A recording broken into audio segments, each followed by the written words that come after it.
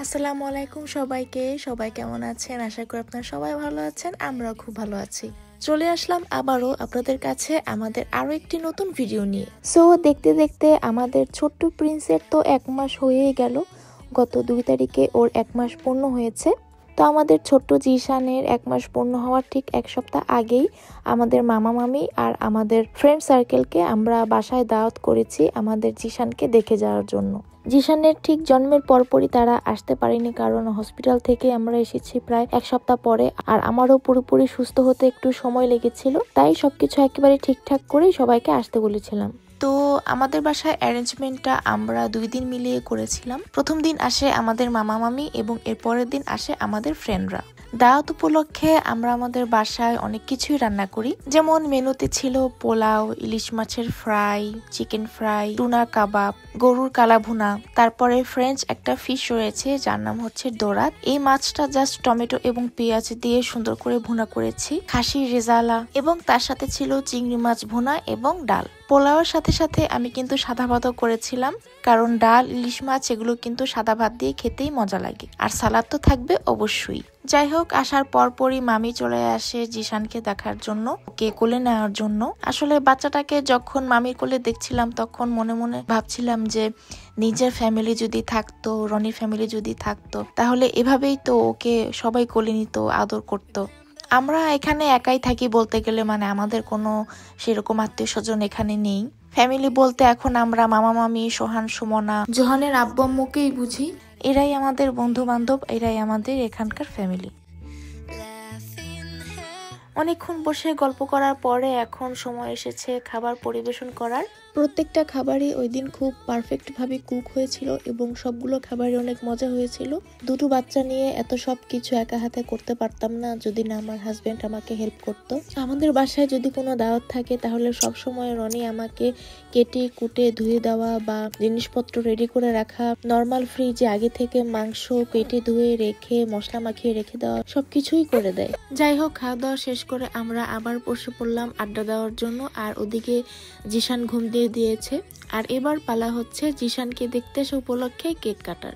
এদিকে জোহান তো আগে থেকে রেডি হয়ে আছে, সে কখন কেকের মোমবাতি নিভাবে।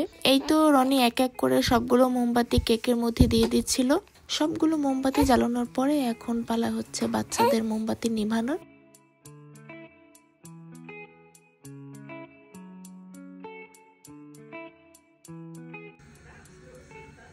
জোহান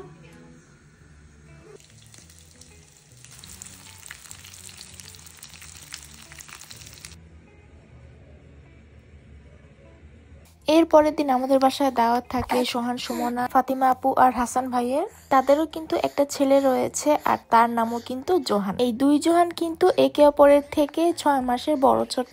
এই নিয়ে ছোট জোহানের সাথে বড় জোহানের 3 বারের মতো দেখা।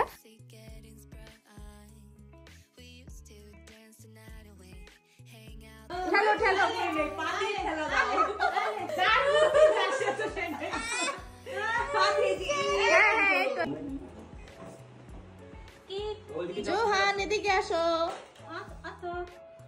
দুইজন একসাথে দেয়, নাহলে ঝগড়া লাগবে আবার। কার আগে কে দিল? জোহান আসো আসো আসো, কোথাও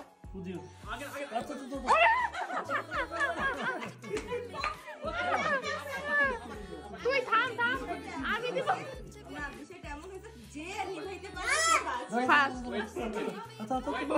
আগেই ফুটেছে, জ্বালানের আগেই ফুটেছে।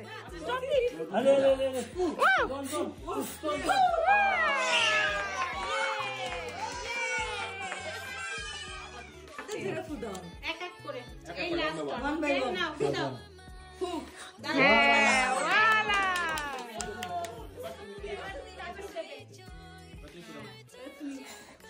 ব্রাভো। এই মোমবাতি ফু দেওয়া নিয়ে জোহানদের মধ্যে বিরাট রকমের ঝগড়া লেগে গিয়েছিল। কে কার আগে মোমবাতি ফু দিয়ে নিভাবে তার একটা প্রতিযোগিতা লেগে গিয়েছিল। তারপর তো দুইজনকে বুঝিয়ে সুচিয়ে একজন একজন করে মোমবাতি ফু দিয়েছি যাতে দুইজনই ঠান্ডা হয়ে যায়। এতক্ষণ তো দেখলেন মোমবাতি ফু দেওয়া নিয়ে ঝগড়া, আর এখন চলবে কেক কাটা নিয়ে ঝগড়া।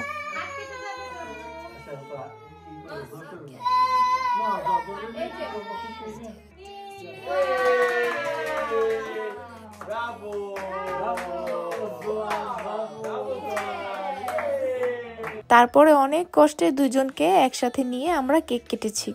বাচ্চারা যদি বাচ্চামো না করে তাহলে কি হয় বলুন?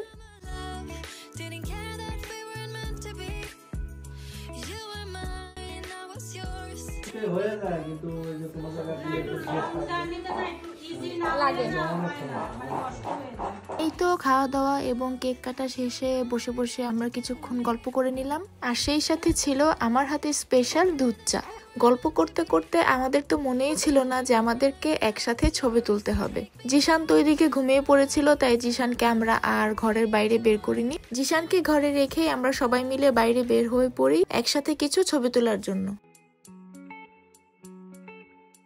এর কিছুক্ষণ পরে সোহান, সুমনা, ভাইয়া, আপুরা রওনা দিয়ে দেয় তাদের বাসার উদ্দেশ্যে। আপু, ভাইয়া, সোহান এবং সুমনাকে অনেক অনেক ধন্যবাদ আমাদের জিশানকে অনেক অনেক দোয়া দেওয়ার জন্য। আজকে তাহলে এই পর্যন্তই, দেখা হচ্ছে পরবর্তী ভিডিওতে। টিল দেন সবাই ভালো থাকবেন, সুস্থ থাকবেন আর আমাদের জন্য দোয়া রাখবেন। আল্লাহ হাফেজ।